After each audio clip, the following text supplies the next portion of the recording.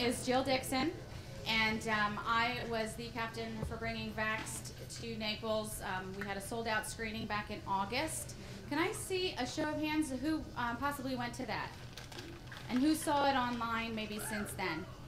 Okay, fantastic. For those of you that haven't seen it yet, we do have DVDs here that you're able to purchase on the way out. So we are gathered here today to talk about the topic and what we learned and what was brought to light through Vaxxed, through the documentary. What we are not here to do is to tell you what to do or what to decide for your family. We fully support informed consent, and we want you to gain a deeper understanding on this topic and the need for absolute truth and transparency from those in charge of advising our health. Proceeds, I think you might have seen a sign on the way in. Thank you again for joining us. The proceeds for the event will be going to a 501c3 not-for-profit organization called Team TMR. And they provide help to families struggling with medical, emotional, and educational and financial hardship due to complex medical needs faced by their children diagnosed with autism and other developmental disabilities. Team TMR will apply the proceeds to local families here in Southwest Florida. So we are going to keep it local, and so we thank you for that. I'll be giving you a brief introduction to the panel, and thank you for our esteemed panel for being here. And then they will have 5 to 7 minutes to share with you their unique approach and expertise on this topic, as well as their experiences. I would like to introduce Helen Conroy, over in the corner. After a 15-year career as vice president and relationship manager at a Fortune 500 company, Helen shifted her career to focus on supporting families living with autism, and she became the founding president of the Thinking Moms Revolution. The ThinkingMomsRevolution.com publishes a daily blog full of stories of health, healing, truth, justice, and hope. The blog has over 1.5 million hits with a global readership and has connected families across the globe in education of autism, support, and introducing alternative healing modalities dedicated to helping children and families. She is a co-author of 3 books: The Thinking Moms Revolution, Autism Beyond the Spectrum, Evolution of a Revolution, From Hope to Healing, and Revolutionary Grandparents, Generations Healing Autism with Love and Hope. She has also been recognized here in Southwest Florida as Florida Weekly's Power Woman in 2013. Helen is the executive director of the nonprofit organization Team TMR that I talked about a minute ago, the nonprofit, and the recipient for our proceeds this evening. Her and her husband Doug have 3 beautiful children, including Harrison, who is diagnosed with autism and on the path to healing. Hi, I'm Helen Conroy, and all of that was great, but really I'm just a mom with a kid with autism who felt like we needed to go out and do something about it. And that's kind of what led me here. It's changed my complete career path. It's changed every aspect of my personal life, but in the end, I think it's been one of the best journeys we've ever taken, which is kind of crazy, but true. So how many people here have a child diagnosed with autism? How many people know a child that's diagnosed with autism? Yeah. It didn't used to be like that. A long, long time ago, right? Not even that long ago, in the 1980s. You could go in this room and nobody would have raised their hand, and now there's a child with autism everywhere you go. I see them in Whole Foods. Sorry, Food and Thought. In Whole Foods, I see them all the time, right? You can't go to the beach without seeing a child. You can't go anywhere without seeing a child with autism or ADHD or, that is carrying an EpiPen for a peanut allergy. Our story, we had our first child. We were living in Atlanta, and he was a happy, healthy baby boy. 12 months later, I was surprised pregnant with twins. And surprise, you're pregnant? Surprise, it's twins. They were born healthy, 36 weeks, but they went home with me. Everything was fine until 6 months. And at 6 months, we went in for our well visit. My kids received their 7 vaccines that day that they were supposed to receive. And my daughter was fine. She took off. 6.5 months, mama, da, da, da, da, ba, ba, ba, ba, ba. My son's head swelled up. He was in the less than 3rd percentile for height and weight because he was a twin and he was a little bit early. And his head size went to the 60th percentile, seemingly overnight. All he did was scream. He cried. He vomited everything we gave him to eat. And our lives changed. We had a baby that looked at us and cooed, and then we didn't. So I went back to the doctor, and I was like, what did we do? Like, this child is crying. So they gave us Prevacid. And, you know, back then I didn't know. I was like, okay, we're going to give him Prevacid. And we upped the dose, and he was on a senior citizen dose of Prevacid. It didn't do anything. He cried and cried and cried. And as he got older, we would notice things. He would, you know, as he started to walk, he would drape his stomach across the arm of a chair. And we thought, that's weird. And we were feeding him prunes and prunes. My parents were helping me. We were trying to give him food that would make him go to the bathroom because he was so constipated. And he couldn't absorb anything. He looked like a poster child, you know, for the starving children in Africa. And, you know, skin, like stick arms and legs and this huge belly.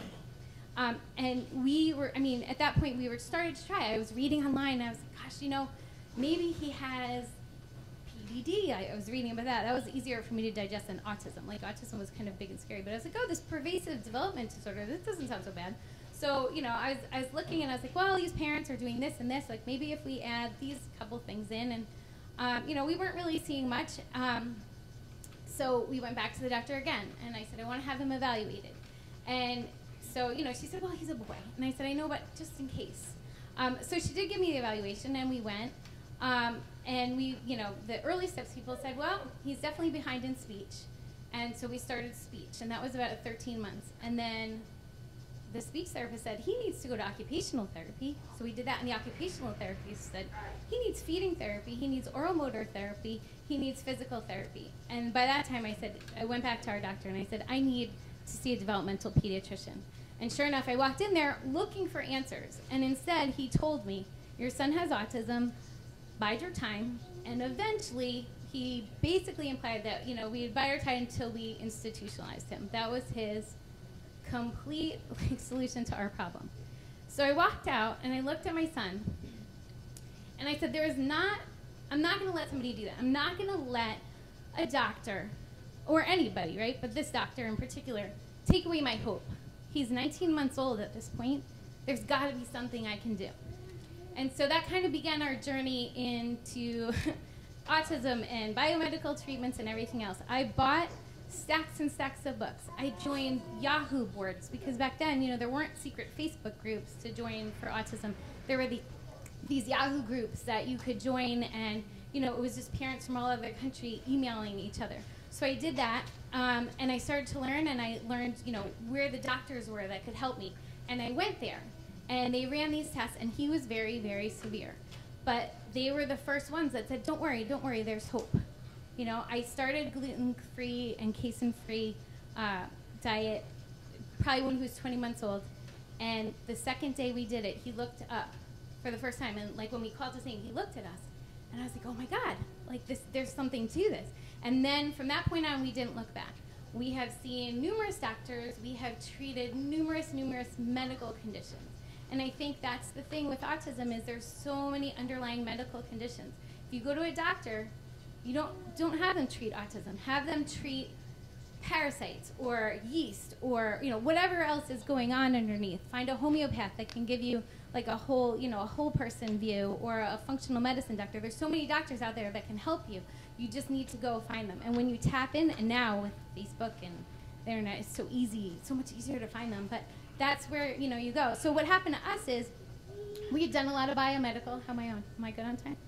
A minute. Okay. So we had done a lot of, I'm used to talking a lot longer. Sorry. We did a lot of those treatments, and I found a group of moms online. And those moms really became my family. And I think that's so important. Yep. I think that's so important to find people that understand what you're going through. And that was kind of the basis of the founding of the Thinking Moms Revolution.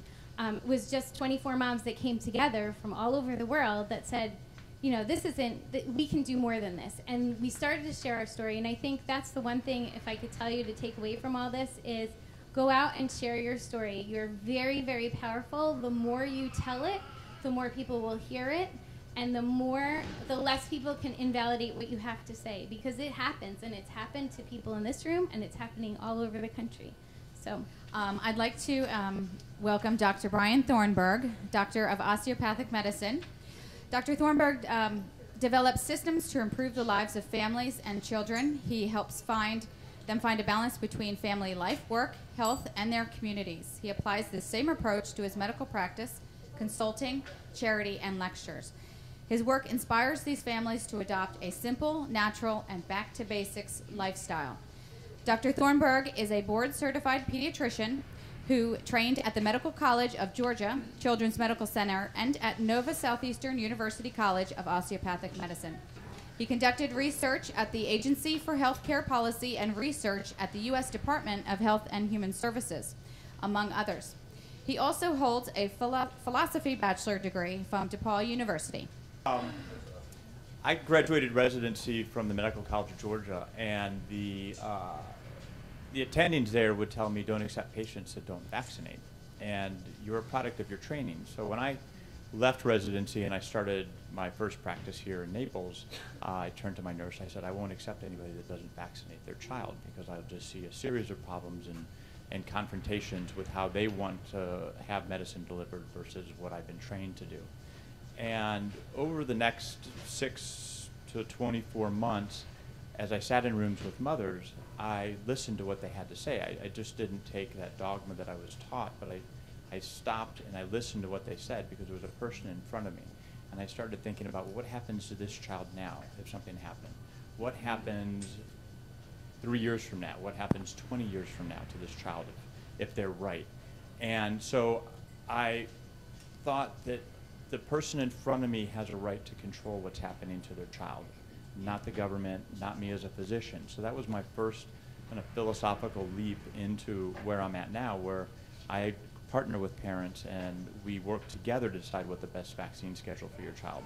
So with that jump into looking at what parents what I felt were allowed to do compared to what the government or the CDC or what a physician was telling them to do, I started to do some research.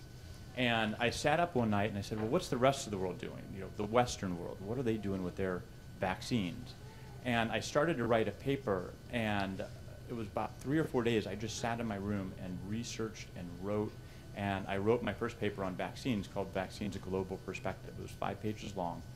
And in that writing, I realized that the rest of the Western world does not mandate that all the little kids receive as many vaccines as we mandate here. And the first vaccine, and the one that raised my eyebrow the most, was hepatitis B. A baby's born, and right there, day of life 1, hepatitis B vaccine is given. So I want to know why. Why is it we're doing that? Because you don't get Hep B unless mom has Hep B, and we would know that because of the testing that's done before the baby's born. So why are we giving every single baby hepatitis B? And I got onto a physician blog, Physicians Online, and I posted the question to a bunch of infectious disease doctors, because you can't get Hep B unless you're doing drugs, having sex, getting tattoos, so it's not going to happen. So I got into a discussion with these ID doctors, and they said, well, there's a few reasons. One is the United States is the flagship for what the rest of the world should be doing with their vaccines. And so as America goes, other Western countries will go.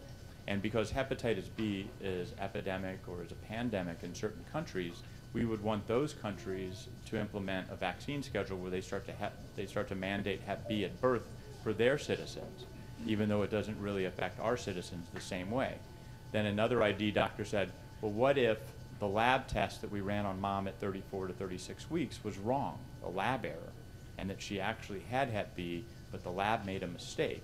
Well, you know, that is possible, but that's not widespread. And the third is, what if mom had unprotected sex, or the husband had unprotected sex with somebody that may have had Hep B from the time they were tested to the time the baby was born?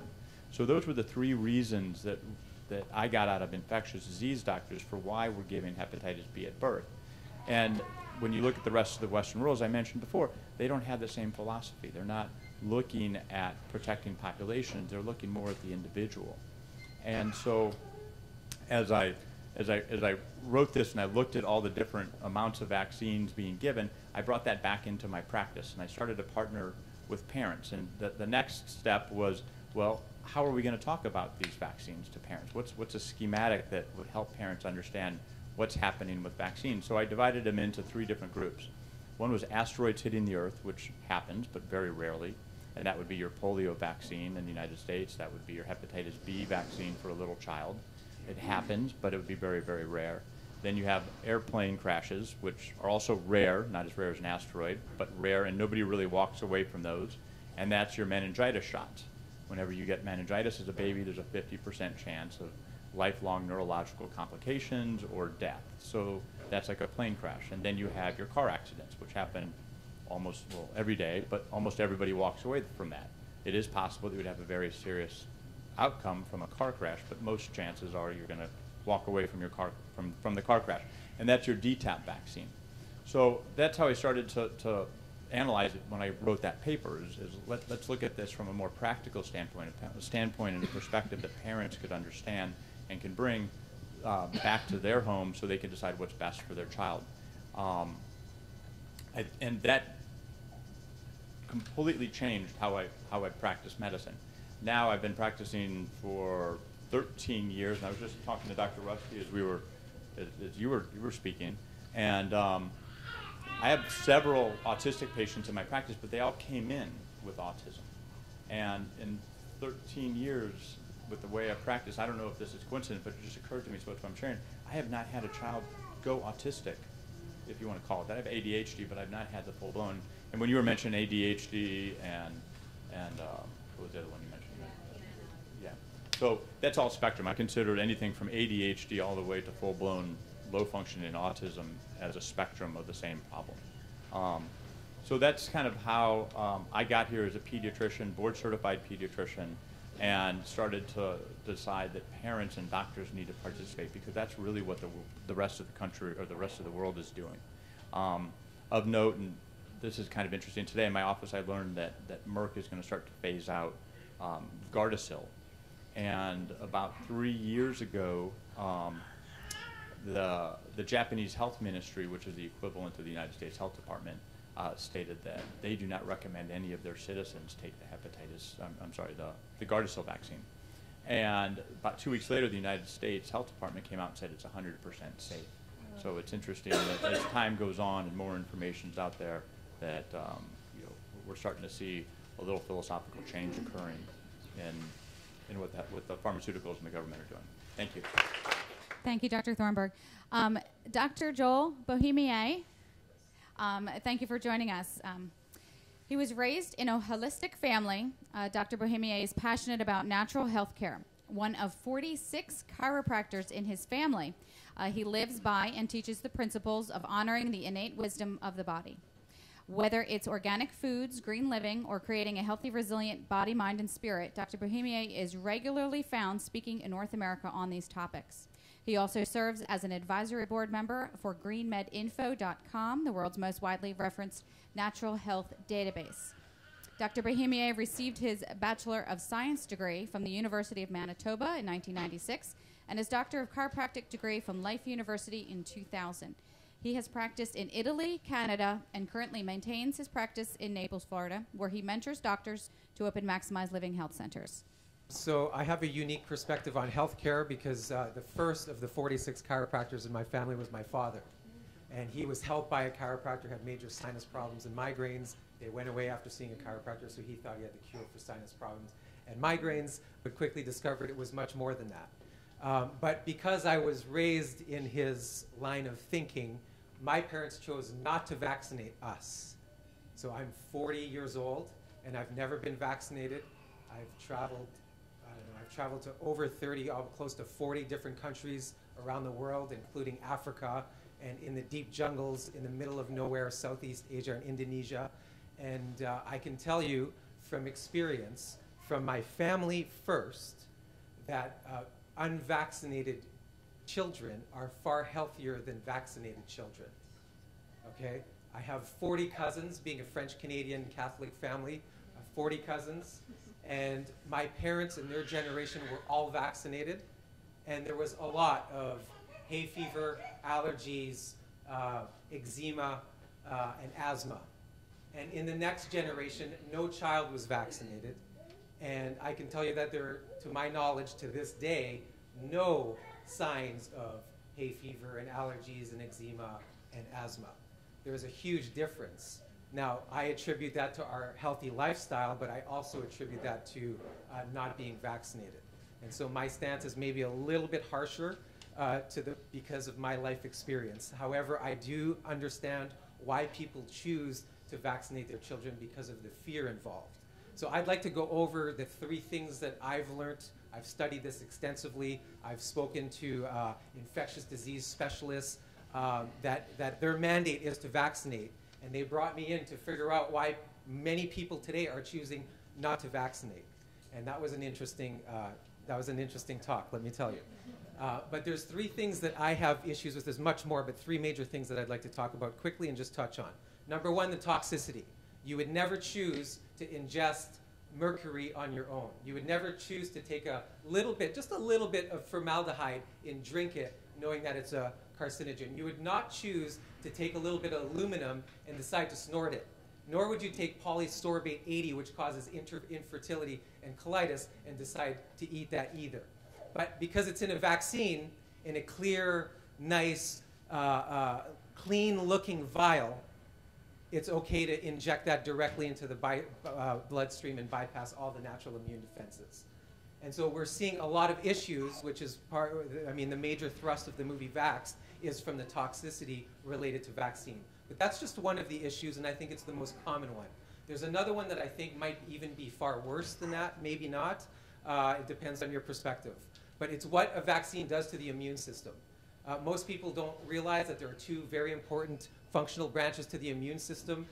One is a Th1 response and a T response, and I won't get too technical on you guys, but ideally they stay in a state of homeostasis or in a state of balance.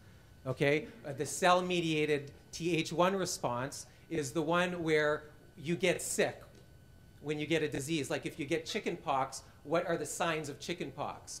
You get itchy, you get fever, you feel bad, malaise, fatigue, fever. You see what I'm saying? You get all those symptoms, and once you get that, you now have lifelong immunity to that disease. Well, how many? Ideally, we'd like all the vaccines to be Th1 response. Out of the 74 vaccines that a child gets before grade school, what percentage of vaccines are Th1 response? 0. There's not 1. They're all Th2 response. And a Th2 response is an antibody response that causes a short burst of antibody response. And one of the reasons today that we can't walk into schools without being frisked for peanut butter, right, and alarm bells sounding when people walk in with peanut butter is because so many, over 50% of kids, have chronic autoimmune disease. Because after 74 shots, what happens is when you continue to stimulate the Th2 response, you suppress the Th1 response, and that causes an allergic reaction, not just to gluten or peanut butter, but a lot of our natural environment that we currently live in, which we did not see 30 years ago. And so to me, that's a major, major issue. The second one being what it does to the immune system. And the last one I see is just the fear in parents. I can tell you from experience, because it's not just my own personal experience, I've now taken care of 27,000 patients in the last 20 years. And what I have found is that parents today are terrified not to vaccinate. Because the message you get is if you don't vaccinate, your child might die. And the chances of that happening are slim to none. It can happen if your child is malnourished and dying of starvation first. Then they can get a common cold and die. Does that make sense? They can get the flu and die. They can get chicken pox and die if they're already on the path to death. But it does not happen when you have a healthy child. It does not happen when your child is healthy and is taken care of properly, right? However, the parents feel like they have to do something. It is very difficult to watch your child even just be sick with a common cold for the first time. I see a lot of young families here, and would you not agree? You're like, I want to do whatever I can to take my child and get rid of this sickness and make them feel normal again. And unfortunately, agencies and doctors generally will prey on that fear and prey on that desire to want our desires to want our children to be happy and healthy, and they do that through saying things like, if you do not vaccinate your child, your child has a very good chance of dying, and that is not true. If you look at our bodies the way they're created, everything in your body, whether it's strengthening your brain, you have to challenge your brain to strengthen it. Your IQ is not fixed. You can improve your IQ by challenging it. If you want to strengthen your muscles, you have to challenge your muscles. If you want to get better at work, you have to challenge yourself to get better at work, and there's nothing in your body that is different. Your immune system is exactly the same.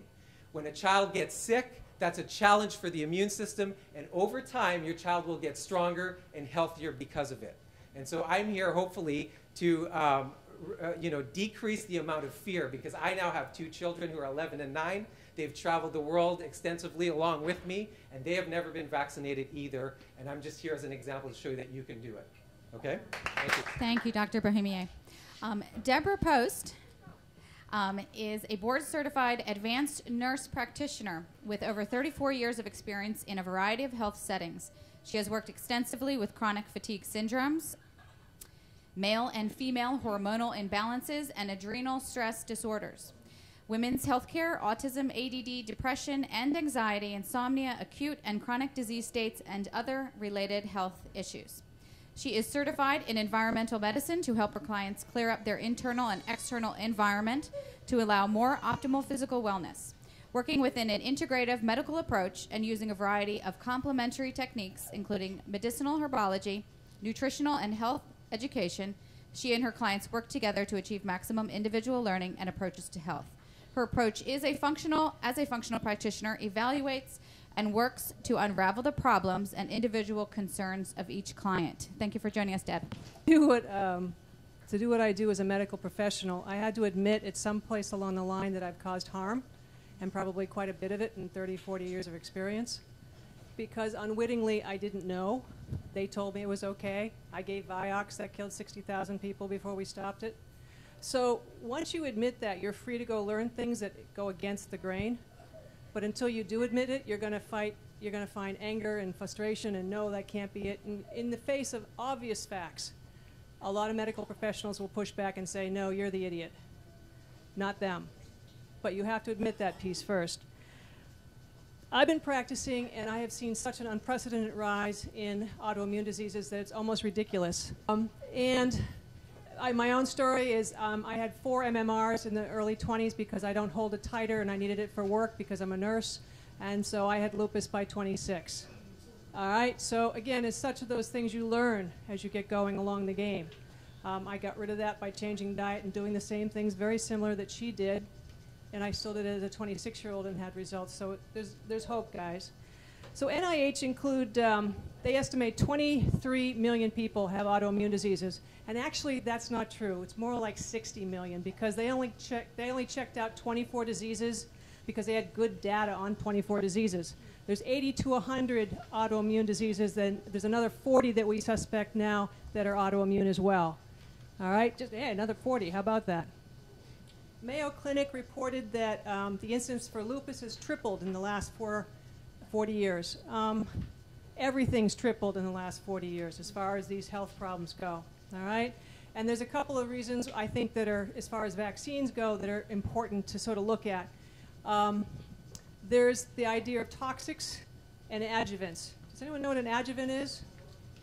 All right. Well, it's a total load on the system, and he did a great job of explaining the fact that there's 2 major arms. There's actually 3, but you can 2 big arms, and if you screw with one arm of the immune system and you get it out of balance, the whole system screws up. All right? And no chronic disease is there unless there's been a screw up in the immune system, and it's usually the Th2 system.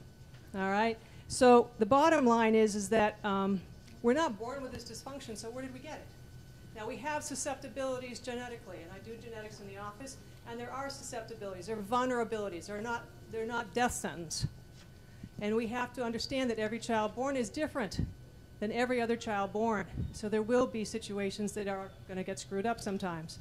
But for the most part, these are vulnerabilities that can be supported with diet, with the environment that is not full of toxics.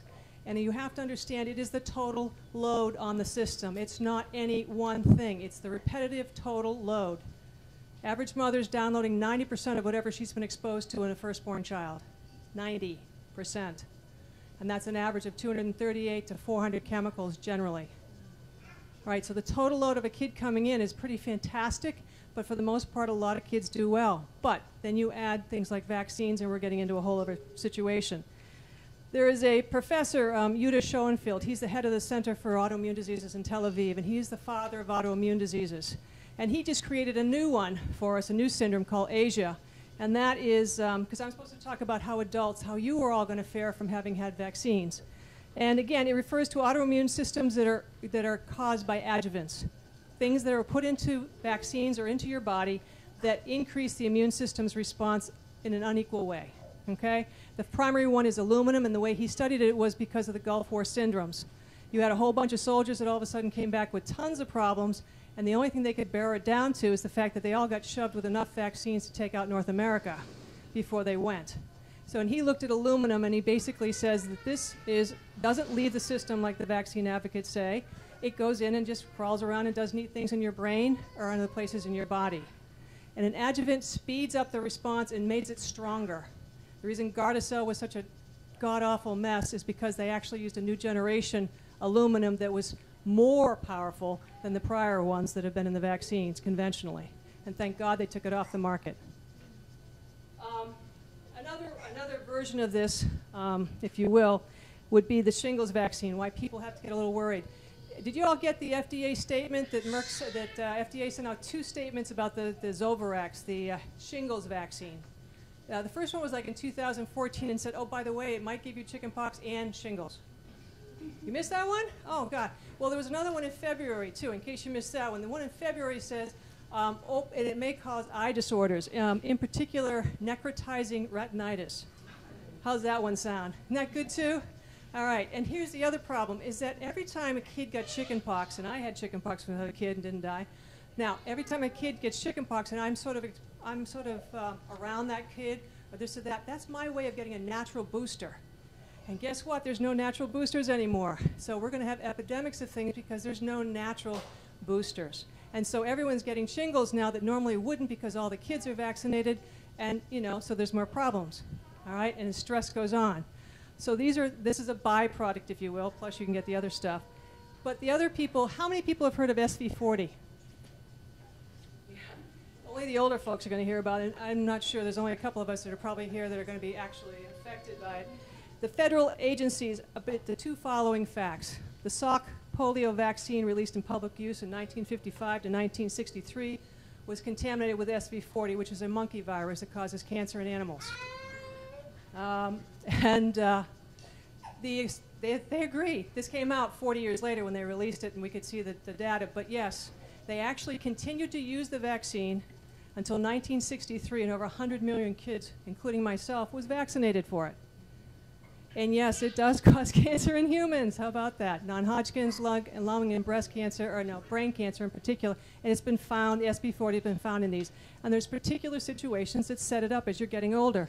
Radiation, antibiotics, stress, lousy diet, and these are things that trigger viruses. We've heard this. So yes, as adults who are a part of that, we need to understand that these vaccines have long-term effects and will affect me far into the day that I leave this earth. And I can trigger these things if I want to. And we have to understand that most of these vaccines out there are not clean. They are dirty. And they will cause problems for all of us, adults and children. So it's not just for your kids you're fighting, it's for yourself. Because they have an adult schedule to knock your socks off right now that they want to do on every single one of you guys.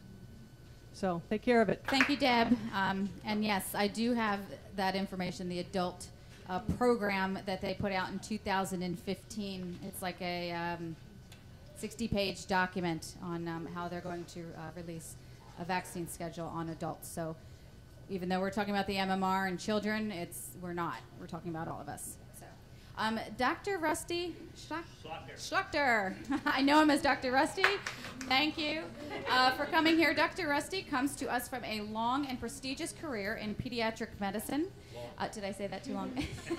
He graduated from Georgetown University Medical School in the 1960s, and after some time at Tampa's General Hospital, And the Children's Hospital in San Francisco, Dr. Rusty spent several years as chief of pediatrics for the United States Air Force Medical Facility at Patrick Air Force Base. Upon leaving the Air Force, he settled into private practice with his wife, Judy, and his 2 children in Essex Falls, New Jersey. He has had several prominent positions, including president of the Board of Health, clinical assistant professor at Rutgers Medical School, town physician, president of the Board of Education, and a full attending physician at St. Barnabas Hospital, as well as growing his pediatric practice. It is there he honed his skills and created one of the first holistic practices in the country that emphasized a focus on nutrition, environment, and health. He practiced what he strives to teach patients 25 years before it was popular, and we look forward to his medical input tonight. I don't think this is all that complicated. So I just want to tell you a little story tonight, and that'll be all I'm going to bore you with. I want you to take yourself back maybe 40 years ago. It's November. We're in the wilds of New Jersey. The leaves are changing. And I've got an office in my house.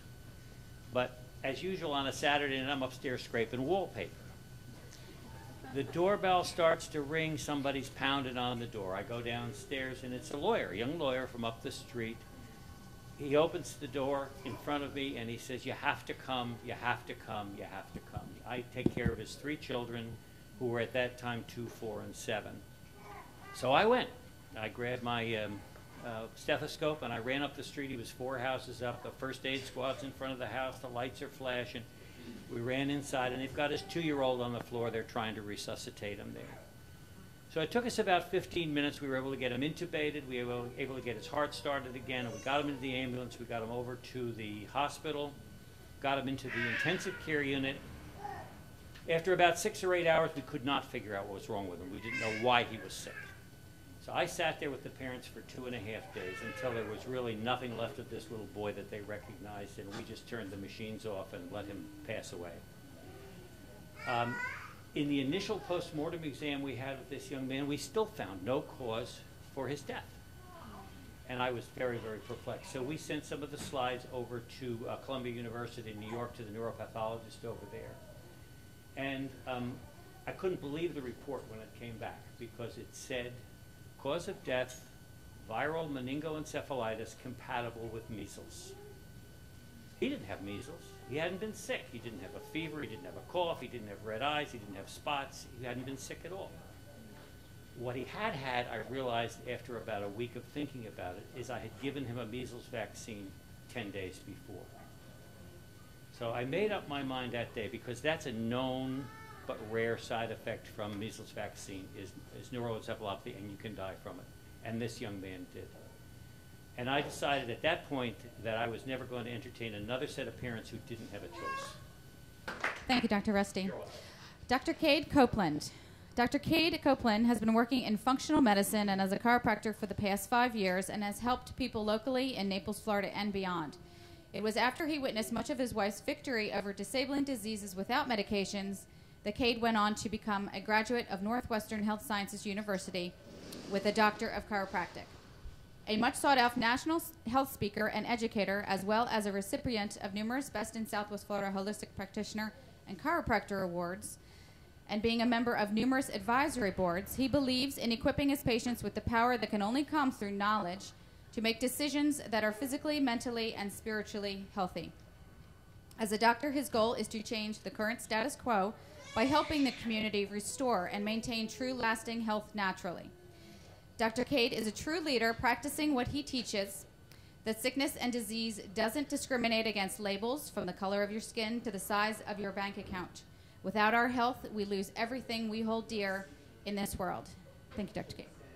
So thank you guys all for being here, and can we just give a special round of applause to Jill for organizing all of this?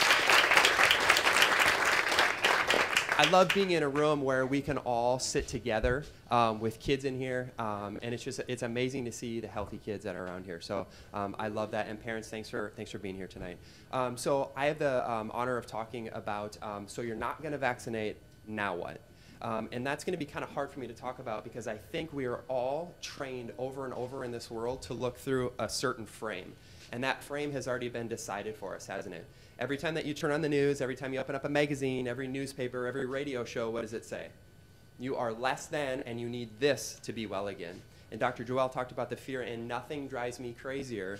I literally yell at the radio. You guys ever done that before? You ever yell at the TV? Please don't tell me I'm the only crazy one, right? Okay, thank you guys. I'm not the only one, right? So this, not only have we been shown the frame for us to look through, the lens to look through the world, they've actually even given us a filter to that, right? We have these iPhone apps and camera apps and filter apps. They've done all of that stuff for us. We look at the world in one way, and we're all moving that direction. Again, I feel so blessed to be a part of this room tonight. We're actually changing that landscape, okay?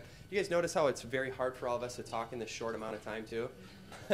It's very, very hard, so I'm going to try to keep it quick. I have 3 things that I want to talk about, and one is the lie that we're told, right? The lie is that it's beginning to be perfectly normal to be sick, right? That's another thing that's just driving me crazy. You know, we asked about how many of you know an autistic child, and pretty much everybody raised their hands.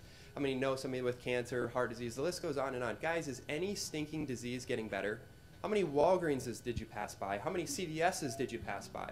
We have more access to healthcare than ever before. But again, that lens that we're going through right now, we are asking the wrong question. The question is what? How do we treat all of these sick people, right? When the stinking question should be, how do we prevent people from getting sick in the first place? Okay, so let me get into this. The first thing that I would love everybody to do is find an expert, right? Your job is a little probably different than ours, right? Be the best mom, be the best teacher, be the best preacher, be the best husband, be the best wife. You guys have your roles and your purpose here on earth. Our role is to be the expert for you. Find the expert. I love being, and I'm honored to be next to these guys. Every single one of these people on this board is more than adequate for them to be an expert for you. Find the expert, okay? Because how many of you have gone and gotten an answer that you don't like from your doctor and gone crazy and gone home and gone to Dr. Google, right? Please, Dr. Google can lead you any direction that you want, and you get any answer that you want from Dr. Google. The next thing, of course, is to become your own expert. And I know many of you are doing that by Googling. You just already raised your hands for that, right? But make sure you're going to the right websites. Dr. Thornburg, Dr. Joelle are both advisory members for the Green Med Info. How many of you have heard of that website, Green Med Info? If you haven't, write it down, greenmedinfo.com, an amazing resource that took place right here in Southwest Florida. So again, if I'm going to go a little step further, here's the hard part. We are constantly being told that all vaccines are right for all people in all circumstances. Should I say that again? All vaccines for all people in all circumstances. If I was going to flip the tides and talk about something natural, I can't give you guys that because everybody's different. And it would be hypocritical for me to give you a supplement plan or a natural health plan that would be the same for all of you. Okay, so what I am going to say is use the tools that are out there. Nutrition, right? We are at a beautiful place here. Do you guys know what their motto is? Militantly organic. We don't have to guess the food that we're eating here. We know exactly what's going into our body, and guess what? It builds health instead of us being fearful about disease. Okay, supplementation, vitamin C, vitamin D. Don't just take those things, but rather, I'm going to use the word, optimize those things. We have functional medicine practitioners up here that we can do pre and post test to build on purpose. Build your strength up. Probiotics, that's a no-brainer. A majority of the immune system is literally living in the gut. And that's why we see kids that are damaged from vaccines. That it just runs it down, and it runs it down, and it runs it down. I could talk about this stuff all day, but the biggest thing, you guys, is that we can't negotiate with Mother Nature. We're either going to suffer from the effects now, or we're going to suffer from it later, as Deb talked about. Many people don't notice the symptoms from that vaccine until 20, 30, 40 years later. My wife is a perfect example of that. So I pray, you guys, that this falls on ears and it falls into your heart, right? And please don't take our word for this. Do the research. Read the books. We've got somebody here in this audience. Bridget wrote this book called Injecting Change. I'm going to encourage every single one of you to read this book. What did you say? It's for the mainstream, right? She wrote the science, the political side of things. This is an all-encompassing book where anybody can read it in story form. And I believe it also tells your personal story, correct? Oh, yeah. Thank you guys for being a part of this. I appreciate it. Thank you all. Okay, we are now going to move forward with questions from the audience. I'm going to come to you if you have a question, and we will speak through the mic, and I'll repeat the question for the panel, and then we'll have the panel. This would be more for Dr. Thornburg and Dr. Rusty. I'm pregnant with my 4th child due in the beginning of February. I had my 3rd child at all 3 of my children at NCH, but it wasn't until my 3rd one that I didn't want to do any of the stuff, the Hep B or the vitamin K shot or anything like that at the hospital. I have a doctor that is willing to not make me sign the vaccine refusal forms and everything, and he knows my stance on everything with that. But he is not at the hospital. He's not, he doesn't go and take care of the newborns at the hospital. And last time I was there with my third child, I was just berated by every single on-call pediatrician, making me feel so guilty, and almost to the point like I thought they were going to call CPS because I was refusing things with my newborn. I just don't know how to go about handling that situation. I don't want to cause any issues just because I'm choosing not to do these vaccines and everything in the hospital. How would you go about possibly handling that situation? I assume you're just talking about once the baby comes out and not about any of the delivery methods. Well, there's three things they're going to administer to your baby, or they want to administer to your baby. One is the eye goop for chlamydia and gonorrhea. They check those labs when you're 34 to 36 weeks, so you'll know if you're safe on not administering that, because a complication of gonorrhea or chlamydia that's untreated is blindness. So you'll know your situation and whether or not that needs to be administered. The other is the vitamin K shot. The vitamin K, and the reason they give vitamin K is to prevent hemorrhagic disease of the newborn. It's a very rare complication, and they just automatically give it. But so the eye goop and the shot of vitamin K, they call them eyes and thighs, are done automatically without your permission. So if you come in with a birth plan and say, I do not want these done, then they will work with you to make that happen. However, they deliver 400 babies at the hospital a month. So sometimes they're just on automatic assembly line mode. And so you may have been very clear about your plan, but just because it's what they do all the time, they just forget and they do it. So you want to have an advocate for you, the husband or a doula, standing next to the baby table, so they can say, that's part of the birth plan. We're not going to do any of that stuff, just to make sure that you have that stop in place. They're not going to really hassle you about that. Alternatives, well, one for the vitamin K is you can buy oral vitamin K from a company called birthwithlove.com. They give some protocols there. I tell my parents that you can do oral vitamin K under two conditions. It's a term baby, because we want to make sure that the gut works well, and a preterm baby sometimes doesn't feed well, so we want to make sure that the baby is able to digest and absorb the vitamin K. And the second is the baby needs to be healthy. So if you have a preterm or a sick baby, then speak to your pediatrician about whether or not you need to do that. If you have a healthy term baby and you don't want to do the oral vitamin K, you can give nutritional yeast. That's another method to get vitamin K. The bacteria in the gut will take the nutritional yeast and convert it to vitamin K. Okay. The last part is the hepatitis B vaccine. They have to have your signature in order to administer that. So just say no. They understand where you're at and say, I don't have Hep B. I tested negative. Baby can only get Hep B by sex, drugs, and tattoos. So I'm not going to do that. I'll do it with my pediatrician later, and that'll shut him down. Do you have anything to add? Yeah, if all that fails, just tell them you grew it, you spit it out, it's yours, and you're gonna do what you want. So you guys too, I think the other part of that question, right, is the fear side of things, right? Where you had said that were constantly, badgered or berated. I forget the word that you used. How many of you experienced that before? How many of you experienced that from in a healthcare facility, from a doctor's office, to your family, to your friends? How many of you have ever experienced that from a school, right? You guys look around really quick. Look around. So I just want you guys to know that you are not the only person that's experiencing that, right? We have somebody who works in the hospital, right? Two of you guys sitting right here. What was your experience like at the hospital trying to get the flu shot? Was it a beautiful thing, or was it a drop down drag out? And they have a very, very narrow parameters that they allow you not to take the shot or you lose your job. And so everybody buckled and everybody took the shot, and there was just a handful of us that did not. And it was a fight. Guys, every single one of us up here is itching right now because this is a topic that's bigger than vaccines. This is a bigger topic than vaccines right now. And we all have to understand is that our voice is the only thing standing against this across the board, from vaccines to medications to, you guys want to fill in anything else? It is wild what's happening right now, okay?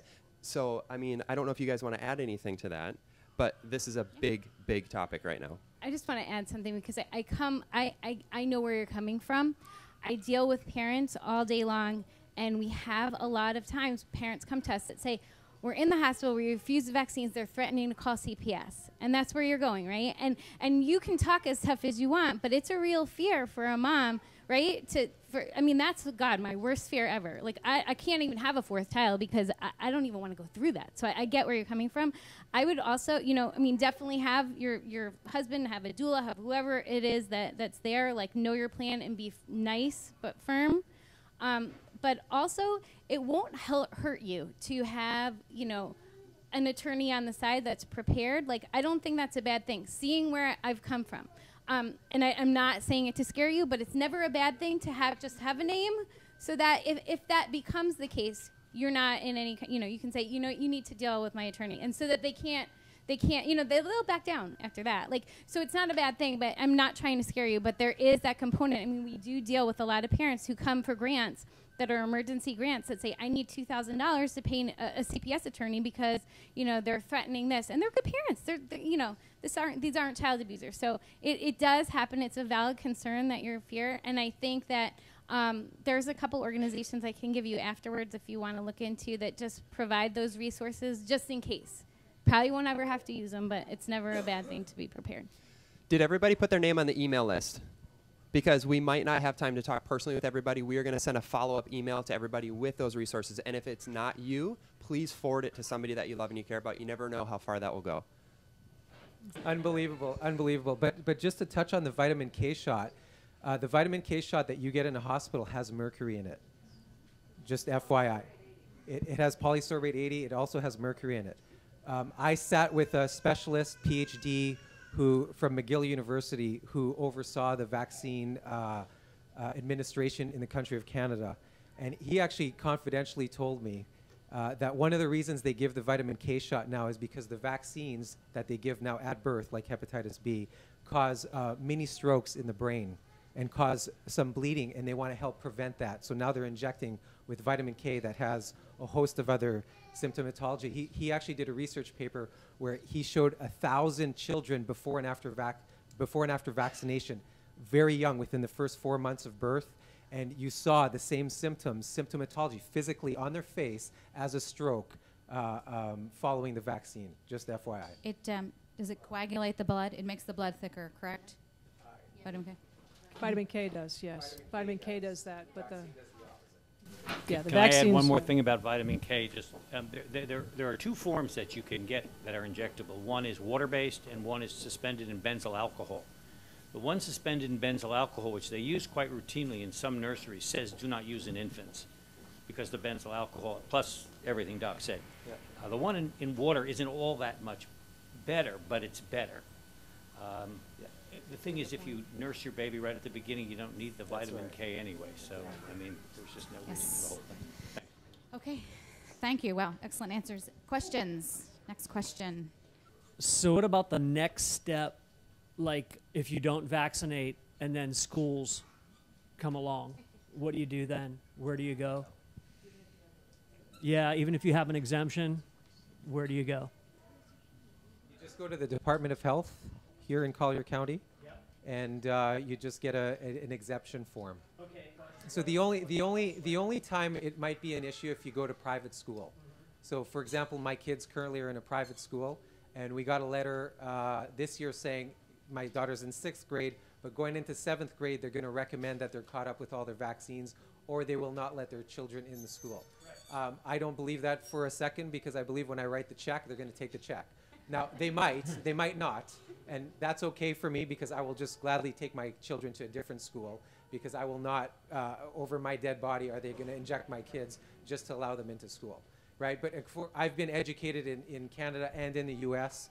My kids have been educated in Canada and in the U.S., and one of the biggest fears is that you can't go to school if you don't get the shots. They're allowed to put no shots, no school billboards up, but that is not true. Public school, you have, now they're trying to, in California, obviously, and succeeding at getting that exemption removed, okay, but currently in this state and almost every other state, you're allowed to go to school without. Every state honors the medical exemption. You have to get, there has to be some kind of an allergic reaction or some kind of near-death experience for that child to get the medical exemption. The religious, almost all states have religious exemptions, except for, I think, California, West Virginia, and Mississippi. And then the philosophical exemption, I believe only 22 states have that. Florida does not have a philosophical exemption. So when you go down to the health department, they will not ask you what religion you are. They will not ask you the reasons for it. They will just educate you.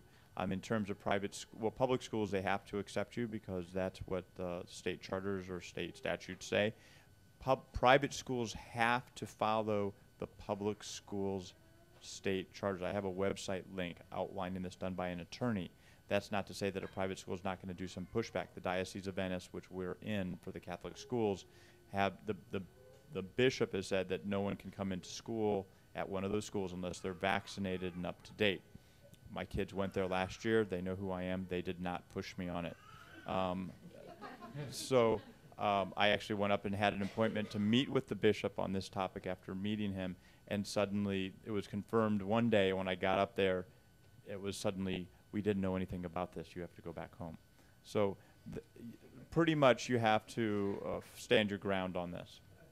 American College of Bishops actually has a statement out which says being a Catholic and refusing vaccines is perfectly compatible with one another because 4 of the vaccines contain fetal tissue. And if you are a right-to-life person, you can refuse your vaccine, and the American College of Bishops has said that's an appropriate belief within the Catholic Church. And the other situation, interesting, where they actually can turn you down is if you have a school which is completely run from within a religious organization, whatever it may be, where all of the funding comes from within the religious organization and not a single penny of state money goes there. Then they can say to you, our way or the highway. If you get that exemption form, I'd highly recommend making a couple copies of it digitally, right, and physically, right? Dr. Thornburg, do you think if somebody chooses not to vaccinate, has an exemption form, that it would be smart for them to get like an annual checkup with someone who is making sure that that kid is taken care of well, just for maybe legal reasons or CPS reasons? I think so. That one of the questions that will be asked if there was ever a problem, say your child, runs into the street, where's the parents? They're going to check you up and down. So you don't want to give them any reason to see any blips on your parenting record. So having annual physicals is very advisable. I did want to add, this might be a good point. I do have information. We do have information on the table over here. There's an organization called the National Vaccine Information Council. Center, and they're national. There is a Florida branch, but what they do, you can sign up. I have the information up here, where since it's by state currently right now, if anything is put on the table for law in regarding a vaccine, it actually triggers automatically the organization.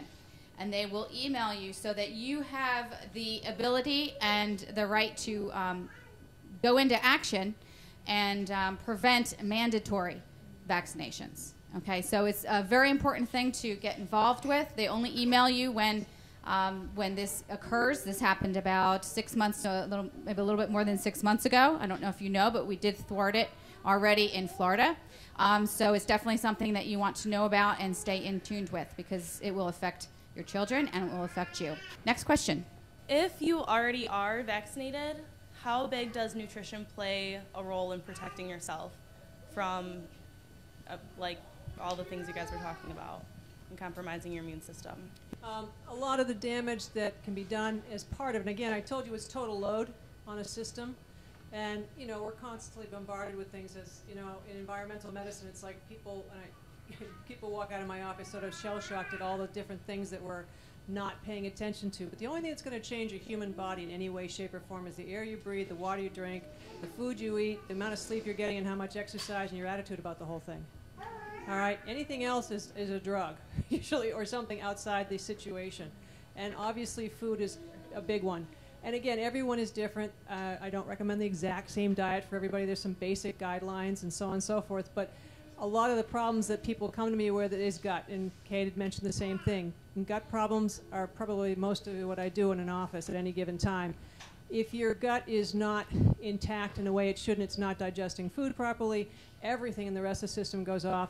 And then if you have any tendencies because of vaccines, your Th2 system's been a little bit wonky or this or that, you're more likely to go towards autoimmune, your body attacking. It gets too chaotic. It can't figure out what to do. Food is a big play. And the other thing I hear a lot of, I eat a good diet. And if I had a nickel for that, I'd be retired about 40 years ago. There's a lot of, if you quote unquote, good food out there on the planet. Not everybody that eats this good food is going to be working well with it. Okay, so there's a variety. And you look at history to go back at, how humans were set up genetically and what was on the planet. And that's a little bit about what we really are now. Okay, it's in a box, so on and so forth. So I'd say, you want a percentage as to how much it plays. It's a large percentage. Unfortunately, what I've found is when I do a vaccine, whether it's a panel or symposium or just a talk or whatever the case is, I feel like mothers feel really guilty after hearing this information if they have vaccinated their child. But the good news is, in almost all cases, our bodies are amazing at being able to reverse disease process and heal. And so yes, through nutrition and good healthy living, your body can detoxify and function and normally and healthfully again. It was on the Home Economist, and they did have a detox protocol if your child starts to look a little bit off after a vaccine, and it was a very simple one in terms of giving some vitamin A via cod liver oil. And there are things that you can do for yourself. But again, if you're in a situation, it's a similar protocol for you as an adult if you are forced into a situation, as most of the nurses in this country are, unfortunately. As I said, I wouldn't have gotten 4 MMRs in 4 years had I not. It's just one of those things, So, yes, and just keep going. The body, as you said, is amazing. The body will want to go back, and we can look at genetics and help, again, support the body if it's struggling and it just can't make it the way it wants to. And, I tell people, how long is it going to take? You're going to feel better every day, but it might be a year before you're back to something that you think, but you're different. You don't go back to where you were, you go to a different place, and hopefully it's a place where you don't have as much ability to fall off the wagon again and get sick. It isn't an overnight thing for the kids, but the kids also have a regenerative option sometimes if we get early in the situation. We've got, as I said, Dr. Croner said a long time in his book, 26 points of IQ available and a body that goes with it in the first 6 years. So we can do what we can as fast as we can, and that's where the advocates have to stand up and go for it. The earlier the better, because again, the body wants to clean, and we have ways to clean things up. We can clean up a kid. There are ways to clean up the system. All right? It takes me 6 months right now for to be comfortable with a mom who really doesn't know much about nutrition. It would be 6 months for me to clean up a prenatal environmental toxics before I'd be real comfortable going out there. Because when I started, there was 1 in 2,500 kids were autistic when I started practice. Now it's, as I said, 1 in 50. So it takes 3 to 6 months, beforehand to see if we can clean things up if you haven't known all that good stuff and good diet and all that stuff beforehand. Right. I'd like to ask the panel to touch on, because it is new to a lot of people, the methylation process and the gene mutation, since we're talking about detox. MTHFR is now it's the new thing this month, okay? And I look at all the genes, but now everyone comes in, my MTHFR. You've got 44 possible mutations just on one MTHFR gene, so it's not the only thing, but a big deal in terms of how you're cleaning things up through pathways and detox pathways. So are you gonna die with, no. We need to supplement. Again, genetics are not a sword of Damocles over your head, all right, just waiting to go off. It is a vulnerability. And that vulnerability can be offset if we go and look at deep enough. And I'm serious, a full genetics is $250, guys. It's not like it's outrageous. And you know individually exactly who you are and who your genetics are. And then, as I said, they can be worked with. And we can put it in the email. 23andMe is a good genetic website where you get the baseline genetics. And if you want to go in depth about genetics, then we take you through another database that we can run that through, and it brings up the mutations and how to basically correct the vulnerabilities as best we can. And there's a little trial and error because everyone's different, and you might have 65 different mutations to play with. But generally, good diet, exercise, all the good stuff that we know about, that helps balance pretty much everybody's genetics. All right, that's always a good start. Hi, so I'm one of the parents that feel guilty. My eldest son is vaccinated, and as far as I know, he's fine, but are there ways that I can gently maybe detox him from metals? just preventatively? So I hate to make a shameless plug, but the timing, I don't know who scheduled this, but we have actually a detox talk scheduled tomorrow. How about that for timing? Is that? Okay, so I'm doing a detox talk literally tomorrow about, you got it, 6 o'clock tomorrow, okay? So we'll talk about all that type of stuff, and that word is used so frequently these days, from a 6-day detox, which we have in our own office, from juice detoxes, which we have in our own office. And those are, we'll talk tomorrow about phase 1, phase 2, phase 3 detoxifications. And you have to be very, very careful with all of that type of stuff. It is nothing to mess with. Nothing to mess with. So tomorrow it's going to be about an hour long, and we're going to scratch the surface on exactly what to do.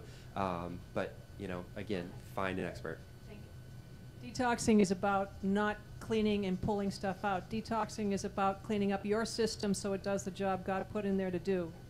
All right, we're not that bright that we can sit there and manipulate our systems any more than our body already knows what to do. We just have to get out of the way and quit crapping it up. All right, so a good detox is about cleaning it up and cleaning up diets and cleaning up environments and so on and so forth.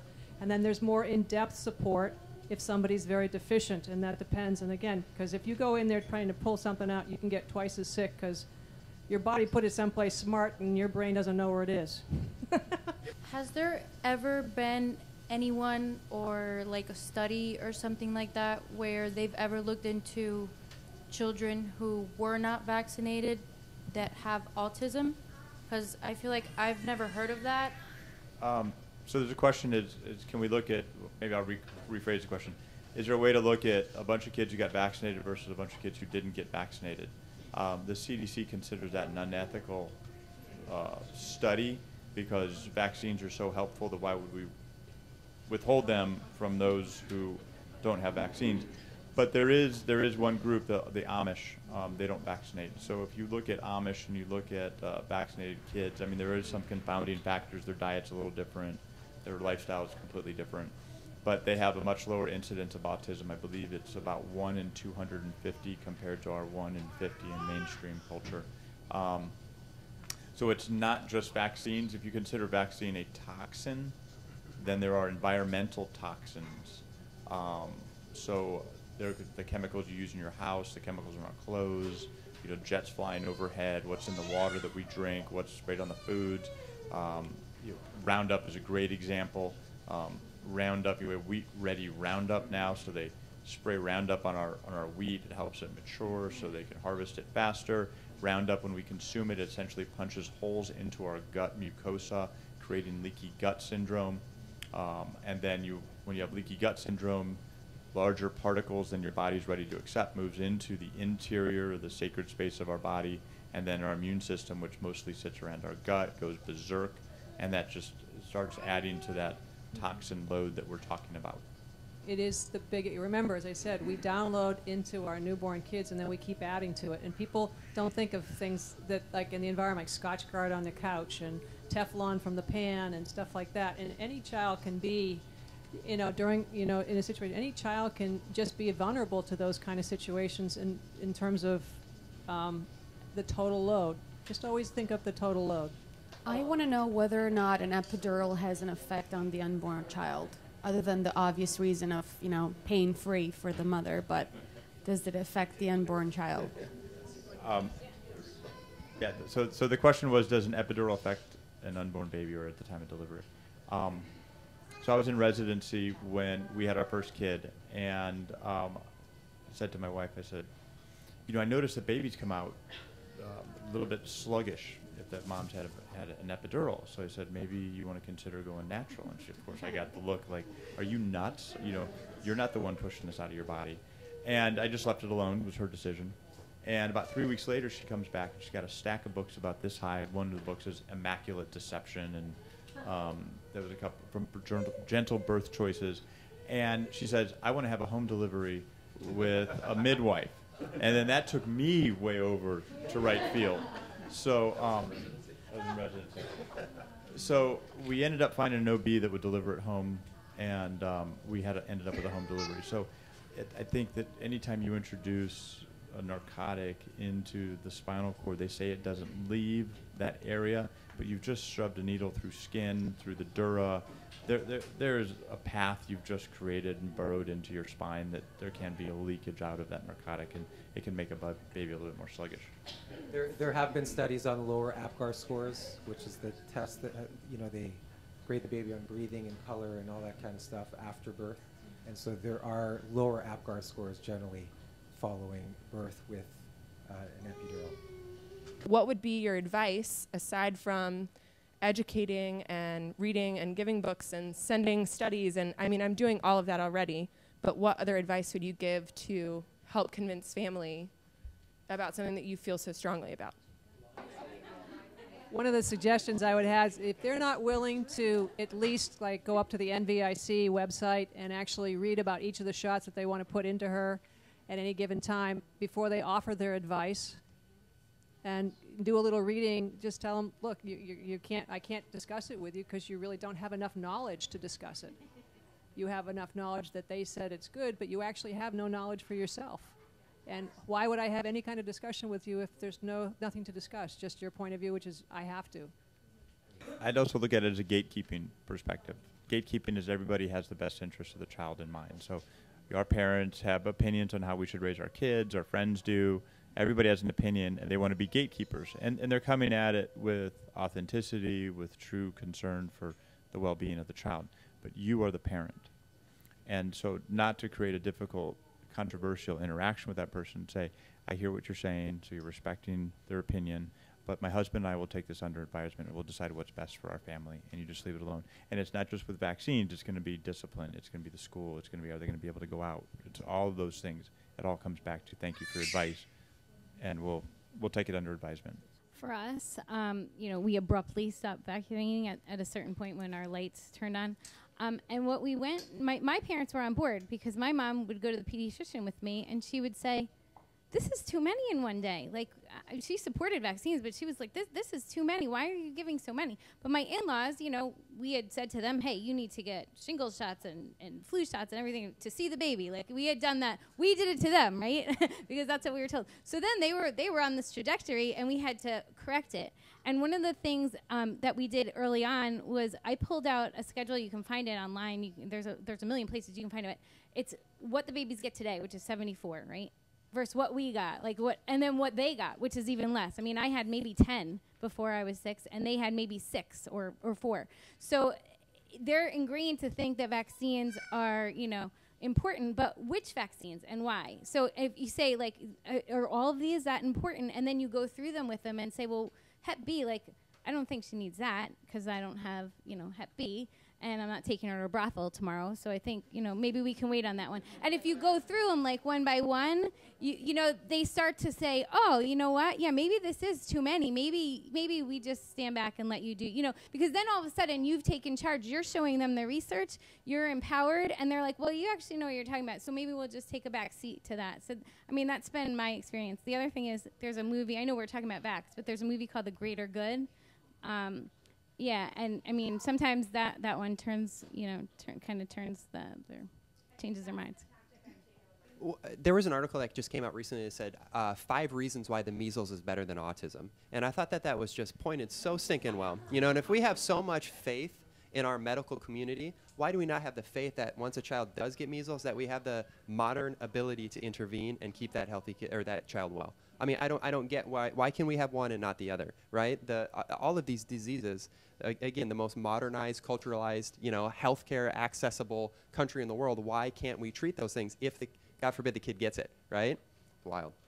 And let's remember why we're here. We're here because we watched Vaxxed. We're here because of the enlightening information in there about CDC lies and literally trashing data.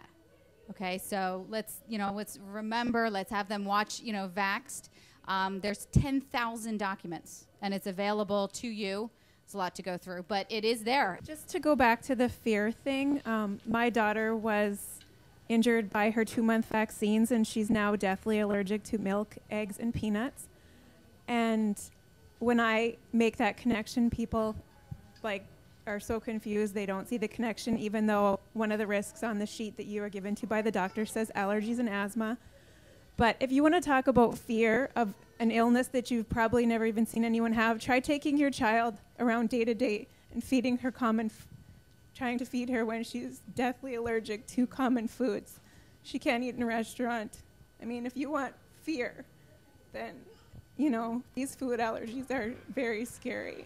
I was reading the other day that there is peanut oil in the buildup, which again is going to be, I mean, if you know, you don't give your kids peanuts until they're like, whatever, 1 year old, but then you're shooting them up on the day, you know, during their first couple of months with peanuts. And it's like, yeah, because I do remember those days when that didn't happen. But also we have to look at GMOs as an issue. Anaphylactic shock went up 50% in Europe when they put in GMOs. And again, it also came up in this country in the same level. And most of our diseases, to be honest with you, all of them have gone up steadily at a rate that's unprecedented when the GMOs are here. It's all going to be synergistic in its effect. All right? And again, it's in us, we pass it on, we have this, it's in the environment, and it's horrible to have to sit there and work with your kids that way. We're starting to get up with that. I would do a gut test on her and a heartbeat with a functional test. And I've got kids, you know, we're supposed to have a rainforest of diversity, and most kids are running around with 3 trees in a park. Okay? And 3 trees in a park doesn't fight anything and gets into trouble and is allergic to everything. And again, there are things that we're starting to do, and there's starting to be there are ways that we can start moving around that, because we're starting finally to realize that the gut is the key to this whole thing. And you heard Dr. Wakefield's information and all that kind of stuff over the years. We have got to repair the gut damage in all of us. Okay? So there is hope for that kind of stuff. We are starting to repair those kind of kids who have major eosinophilia and just problems. Yeah, I'm going to add one more element to that actually brings it back to Frank Oakes. When my grandparents were kids, and when they grew up, they ate out the farm. They went to the farmer's market. There was nothing to put on the food. It wasn't until the 40s that we started to put some fertilizer on foods, and that started to change the chemical structure of the foods we ate. So my dad's generation was the first one that started to consume foods that could change the microbiome inside of our gut. And then we started bringing in a lot of chemicals into our home environment, our work environment, starting in the 40s on. So there was a great exposure. We know that chemicals can change the way that the DNA is expressed. It's called epigenetics. And then my generation came along. So then I received some of the damage that my dad's generation had. And then you amplify it more with more chemicals in the environment now. And then my kids are the next generation, so they have more damage to their DNA. So we're experiencing a DNA that's collecting over generations, which is more prone to inflammation expression. And Frank Oakes was outside, we were talking about food, and he said the acai berry, or acai berry, however you want to say it, he said everybody goes berserk for this food because nobody wanted to eat it because it was too bitter. So it has been unadulterated over the thousands of years that humans have domesticated food. But then we've taken wheat and everything else we've eaten, we've cross-pollinated, we've done this and that, and we've made it. So it's a pale expression of the way it was originally created by God. So now when we look at a food or a food source that's been untouched, we go, oh, well, look at all of these anti-inflammatory properties. Well, that's because that's the original food as it was intended to be eaten, but we've diluted what we're eating now. So that's why, similar to our DNA now being diluted to be more inflammatory, just like the food that we're eating. That's why it's very important to go non-GMO, organic, and try to grow as much as you can at home. When I had a cardiac surgeon who was the head of the environmental unit in Texas, he runs the only unit that you can go in if you have absolutely every allergy on the planet and you're scared of, because there isn't anything there. I mean, ceramic walls, there's like nothing to react to. But he said, you know, if you see someone with hypertension, look for pesticides. He said a pesticide overdose can dissect your aneurysm, an aorta, and give you an aortic dissection. He's a cardiac surgeon.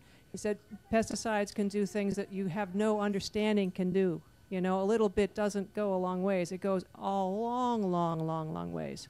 And we build this stuff up because these things, everything has a half-life on the planet. I'm in my, almost mid-60s, and the reality is I got played around with DDT. That has an 80-year half-life, guys. So when I'm 80, half of it will finally be out of my body. And genetically, I can convert it so I'm not as bad off as somebody who can't convert it genetically. But that's one pesticide. Okay. I was going to actually ask about ROGAM injections, like, or the, you know, it's not an immunization, but it's an injection. And I ended up, I have a son with severe autism, and I was given multiple ROGAM injections for miscarriages prior to having our son. 90% of whatever's in a mom goes into the firstborn, and then the second. I always tell my brother and sister they should be thanking me because I took the full load. It's always about the delivery system of any given drug, too. Same thing, I talk to people about supplements or like that. No one ever looks at the delivery system, and the delivery system is usually what's toxic about something. I just have a quick question about the CDC and the cover-up. I know it can be quick, but I mean, for the average person who's not in the medical field or a doctor, I mean, it was shocking to say the least. And I know we have to be skeptical about all medications and pharmaceuticals and all of that, but as professionals in this field, were all of you shocked, or did you... No. Nobody was shocked by it. It was just all... Back in the 70s when we had lead gasoline and lead paint, I forget the physician. He was a child psychiatrist. He was an MD at University of Pittsburgh. I don't remember his name. Do you remember his name? No. So he presented a paper and said, hey, I noticed that my kids that I'm seeing, they have lower IQ if they have higher lead levels. The lead industry, gasoline industry, went after him, tried to discredit him. He lost his job. He had to fight to get his name reestablished in the medical community, just in the community in general. And eventually, obviously, he was exonerated. Lead was identified to lower IQ points. He now sits on the Institute of Medicine's panel, which is the highest honorary society inside of medicine, as being someone who was a pioneer in mental health and environmental safety. So it's a long history of... Okay, does... You were talking about immunity, like things being passed. Like my mom had the mumps. Is immunity passed that we're now losing? Yes. That maybe once existed? Yes. Because now I never had it, and I can't pass that immunity on. I mean, you were talking about how it goes down different generations. Like, how can immunity be passed anymore when they don't exist? When you deliver a baby, your blood supply is somewhat mixed, and so the baby's going to receive passive immunity. So any infection that you've ever experienced and you're circulating antibodies for will be passed to the baby. So the baby has a lower chance of getting sick those first couple of months of life, but that baby does not have the memory cells to continue to make those antibodies, and antibodies are broken down over time. In your case, you keep making them, regenerating. Baby's case, they just fade off over 6 months. So it doesn't pass through generations. Okay. You get to carry some antibodies from the placenta for about 15 months. So, I mean, there is some protection. It's one of the reasons why, even if you were going to vaccinate kids, it's so silly at 8 weeks. I mean, your vet won't do it. And because you have a lot of acquired antibody from your mother, from your grandmother in those early stages. And if you're breastfeeding, there's a lot of secretory gamma A that's in. I don't get all detailed review, but there are reasons not to do that. But after 3 or 4 generations, if we don't let people get the diseases, the childhood diseases that they're supposed to have, like chickenpox, then those antibodies are going to be gone. Yes, and it's actually setting ourselves up as a society for major epidemics. Because and the reason why is because when you get a vaccine, you get antibody titer, so you get the Th2 response, which makes antibodies, and they're present in your system. But they might be present in your system for a month. They might be present in your system for 6 months, 2 years for you, and 10 years for you, right? So they're always they're decreasing, and it's decreasing your ability to be protected from disease. And they say now you need 80+% vaccination rate in order to have herd immunity. Well, there's been 100% vaccination rates. There's been 95%, 98%, 97% vaccination rates in areas of the country, and still they've had measles outbreaks.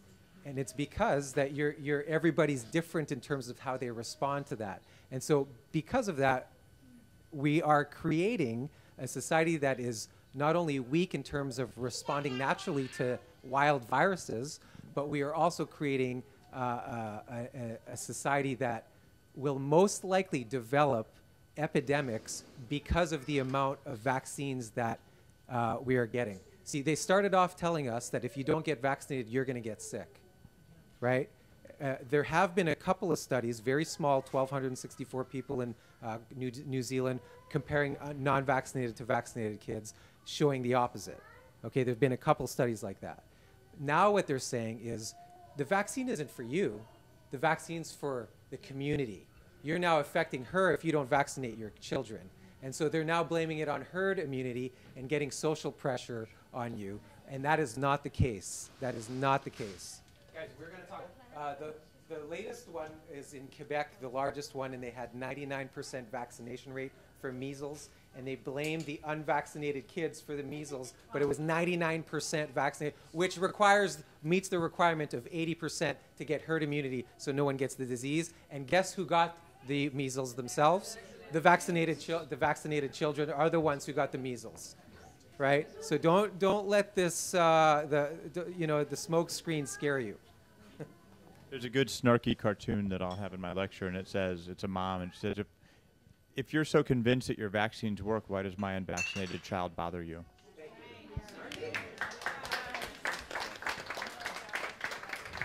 So what do you think? Great panel? And thank you, each and every one of you, for coming and taking an active role in investigating this and finding out more. So that's what we need. We need more education and people to stand up and find out more for our children. Yes, like you said, the Dr. Thornburg's event is up there November 5th. Please come to the table, take some information about Team TMR and what they're doing, and also NVIC, so that you can sign up for the alert. To tell them the truth. In 1978, the prevalence of autism was about 1 in 15,000 children. If we assume that things are going to continue as they have, we can predict that by 2032, 80% of the boys born will end up on the autism spectrum. Half the children, 80% of the boys. It's a vast number of children who are being diagnosed with autism every day. This is going to be a complete catastrophe if we just let it happen.